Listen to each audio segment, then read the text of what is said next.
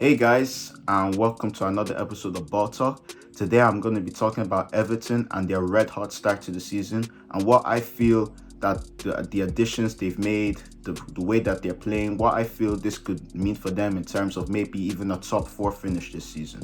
Before I get started, I just want to say thank you for all the love and support on my last video as always. And if you're new to the channel, please like and subscribe and enjoy the video.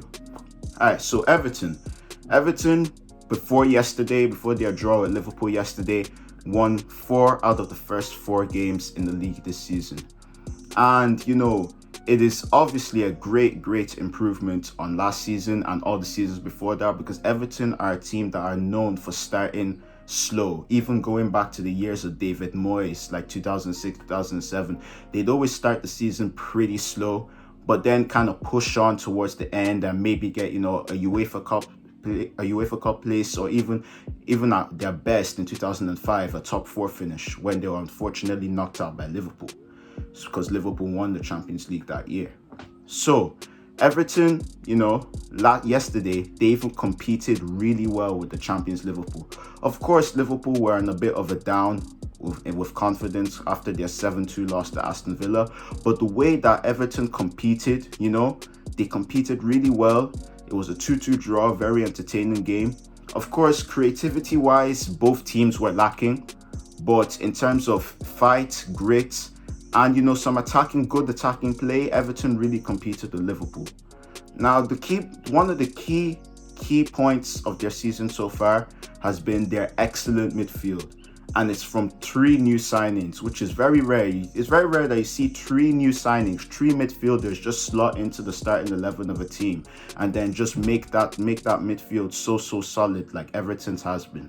So first of all, I want to talk about Allen, who is the number 6 for Everton. And he's from watching him play, especially yesterday, he's a very tidy player. He keeps things simple when he has the ball, and when he doesn't have the ball, he's always running, trying to get interceptions, making tackles in important areas of the pitch where Everton can win the ball and counter-attack and create opportunities. I think that was a very solid buy from Everton, and he has started the season really well. Now, I think a very underrated and not so much talked about buy with Everton was Abdoulaye Doucouré. And Doucouré, I feel, is a very solid player. He's everyone will say pace, power, but when you actually watch him play, you see that he's very skillful when he has the ball. He's a good passer. He can drive with the ball, and he can win the ball. He can do everything you really need in the midfield, even get the odd goal at times. And I feel like that's a really solid key piece to a midfield. Allen and Doucouré can kind of, they can interchange between being a 6 and being an 8. It's a very tidy midfield, very strong kind of anchor base for the midfield. And I feel like, if they can stay fit, then that will be a very successful element of Everton's team this season. Now, the big one that everyone's been talking about, James Rodrguez. He has started the season on fire, red hot. 3 goals and 3 assists already in 5 games. And, for all the people that always say, people from Spain, people from Italy, they're not going to be able to handle the Premier League, this and that. Stop it. Stop it. And you're not going to, players that come from outside of the Premier League, they're skillful. Especially, I hate when people trying to talk about South American players like they're weak or something. South American players literally grow up playing barefoot against grown men. So I don't know why they try to paint it as if South American players are soft. Of course he can handle the Premier League, and he's showing everyone that with his red hot start to the season. He's really their creative hub. Without him, they wouldn't create as many chances, because outside James Rodriguez, it's not a very creative team. But him, with his free kicks, like the one he played for Michael Keane yesterday to score, he's really just an important and underrated, another underrated buy for me, in my opinion, the signing of the summer. And I feel like James Rodriguez, if he can stay fit, he's a dark horse for PFA Player of the Year with the way he started this season. So that's going over the midfield. who I feel will be very, very important for all of Everton's success this season. Now, the other really, really big factor in Everton's really hot start to the season is Dominic Calvert-Lewin. 7 goals in 5 games to begin the season. And, I feel like that is just amazing. Especially, no one was really expecting it to be so hot. He finished the season well last year, but no one was expecting him to start the season the way he started this season. And, a lot of people were saying that before, we weren't really paying attention, but he really has all the ingredients to be a top-class striker, probably world-class. You watch him play, he's got an immaculate touch, he's got really good leaping ability for headers, and he's a really, really good finisher as well. Like, it's honestly he has the potential to be one of the best strikers in the Premier League. And, if he keeps going at this rate, he could bag himself an early golden boot. It makes it all funny as well to think that back in the days of Ronald Koeman, when Ronald Koeman was Everton's manager, Dominic Calvert-Lewin was playing right wing back at times. So it just makes you think, like, how many young players are being played out of position in the Premier League. So that's just something to think about as well. He's going to be a very, very, very important factor. If he gets injured, I don't know, Everton's, really high plans for the season may come crashing down.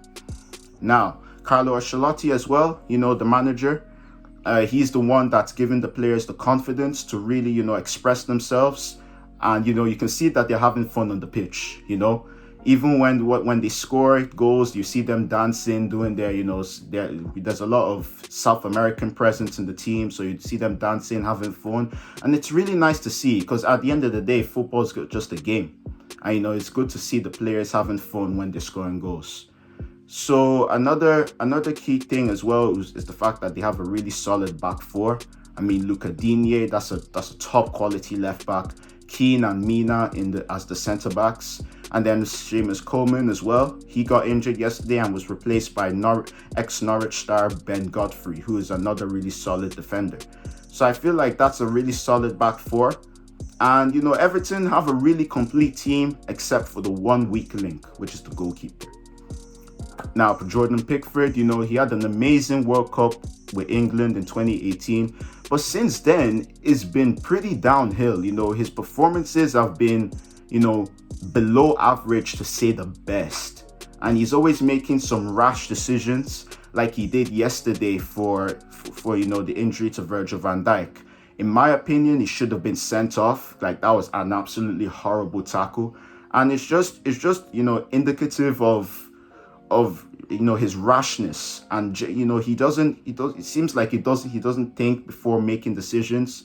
And any goalkeeper that you can't trust, the goalkeeper has to be the one place on the team where there's complete reliability. You cannot be if you want to progress in football and be winning titles or getting into the top 4, doing this and doing that, your goalkeeper has to be reliable. It has to be reliable. You can't have a maverick for a goalkeeper that, yes, sometimes he's going to put in a 10 out of 10 performance and other times he put in a 4 out of 10. No, you need your goalkeeper to at least every single game, 7 out of 10 performance, 7 out of 10, 7 out of 10, no mistakes, maybe one mistake a season, And Jordan Pickford, he doesn't look like that for me.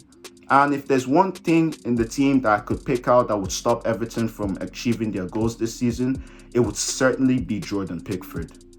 Now, bringing that to the subject of Everton's goals for the season.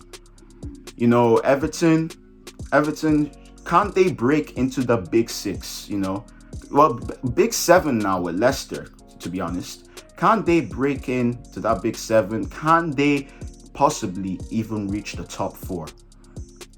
Dark horse for maybe even top 3. Now, top 3, that's reactionary. There's just a month into the season. But can they reach the top 4? I feel like that's not really out of reach for Everton, especially with the fact that the top 4 race within the past 2-3 years has been very low quality. It seems at the end of the season, it always seems like nobody wants to take that top 4 place. There's always slip-ups, losing games, the team's losing games they aren't supposed to lose, and this and that. And, with the fact that Man United, Arsenal, Chelsea, even Tottenham, none of those teams have really started the season. So even Man City haven't really started the season convincingly. You know, at Leicester as well, you know, there's a space there for Everton if they want to take it. And, you know, if they want to take it, I feel like they will. Now, they have to pray for luck with injuries and stuff like that. But I feel like if Everton really, really get their act together, you know, push on, keep the momentum, then I feel like they could push in and break into that top 5 or top 4 this season. All right, so I hope you guys enjoyed my brief on Everton. Thank you guys for watching, and see you next time. Please like and subscribe. Thank you.